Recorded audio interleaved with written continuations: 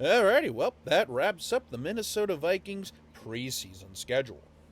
And, yeah, I didn't watch the game live yesterday because, well, for whatever reason, it wasn't on in my area. They were showing the Packers instead, but I think it is because we're simulcast on ABC, which was showing the Little League World Series, which, I mean, it is what it is, no big deal, whatever. But I was able to catch the replay, and yeah, just thought I'd kind of give just mainly a couple of thoughts here because honestly, like I say, preseason's more about evaluation rather than wins and losses.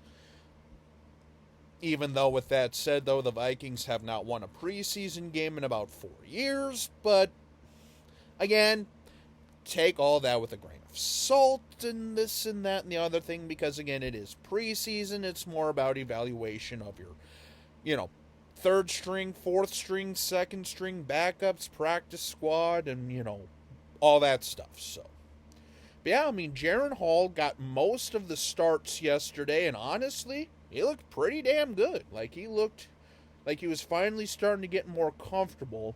He looks like the quarterback three, if not maybe even contend for, the backup spot. Because, I mean, Nick Mullins is all right. Nick Mullins, you know what you have. It's kind of like a Kirk Cousins aspect there. It's like, you know what you have in Mullins, you know what you have in your backup quarterback there, but it's not one of those you necessarily want to roll with for multiple games if you don't have to. Because, Kirk Cousins is one of those players that if he goes down, that could completely alter the course of the team. Unless you do your drafting correctly, you pick up the right free agents, and you have the correct schemes around and stuff like that, because injuries are always a part of the game. Massive injuries are always going to happen. It's just, can you get lucky with the injury bug, basically, and can it go more your way than against you? Which is never easy. I mean, let's be honest here. I've seen so many, really great teams at the beginning of the year get injured, and then they're more going for the first overall pick than they are actually contending for playoffs, if not the Super Bowl. But anyway, yeah, so Jaron Hall is looking like he could potentially become the backup quarterback.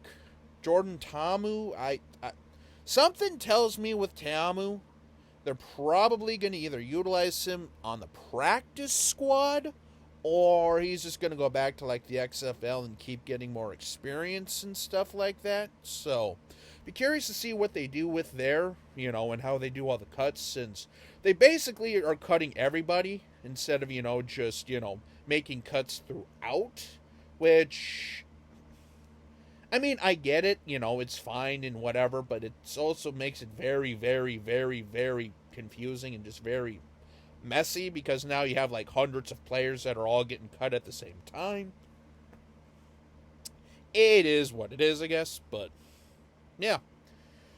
Anyway, so yeah, like I say, the Vikings did have a lead, and there was some beautiful plays there. I mean, that strip sack, oh man, I mean, that had me excited as heck, followed by that quick touchdown, and yeah, I mean, again, it was all looking pretty good there in that first half, and then just a couple of unfortunate plays in the second half, Kind of think of that as revenge for what Teddy did to the Cardinals in preseason in 2015, 14, 15?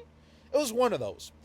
So I'm not really putting too much stock into that, even though Kevin O'Connell has yet to win a preseason game in his time here. As I just mentioned, we haven't won a preseason game in like 4 years, but it is what it is. So anyway, with all that said, with all that out of the way and stuff like that, now is the real McCoy. Now is the real shebang as of today. 2 weeks from today is the home opener against the Tampa Bay Buccaneers.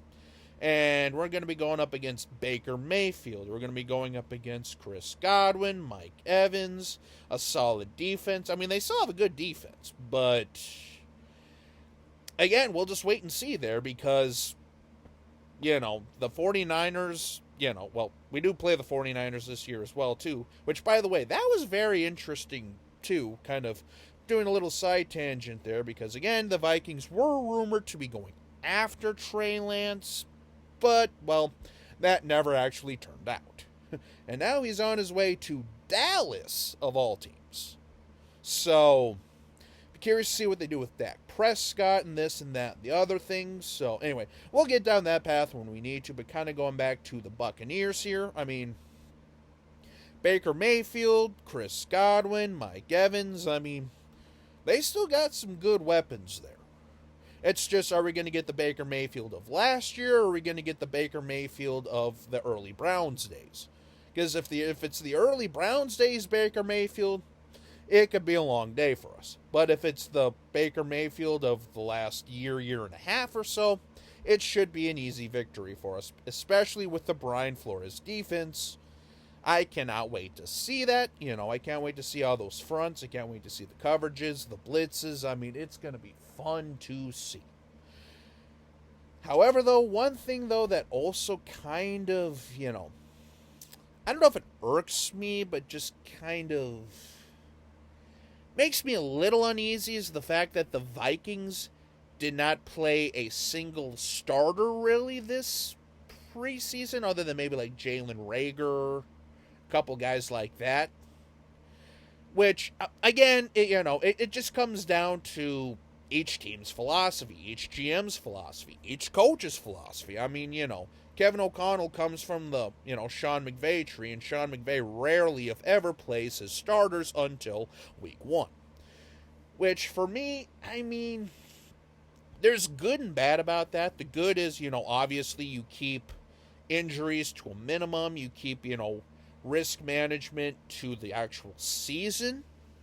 But it's bad because, especially for continuity's sake, for, practice-wise and, just getting everything ready to go, I mean, you can't beat and you can't, overstate the fact that, believe it or not, there's really only one way to get live reps, and that's actually, playing in a game, because it's one thing to have joint practices and look really good in those. It is a complete other thing when you're actually playing with the jersey and the helmet and the pads against another team for real.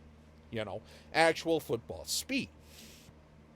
And again, granted, you can, say this, that, or the other thing, should preseason actually exist? Do you really need preseason? And in my opinion, yes, because again, you don't just have your starters here, you also have to fill out backups, third string, practice squad guys, kind of taking a look at other players from around the league, because who knows, some of these guys on other teams could be the difference between you, missing the playoffs and you potentially winning it all.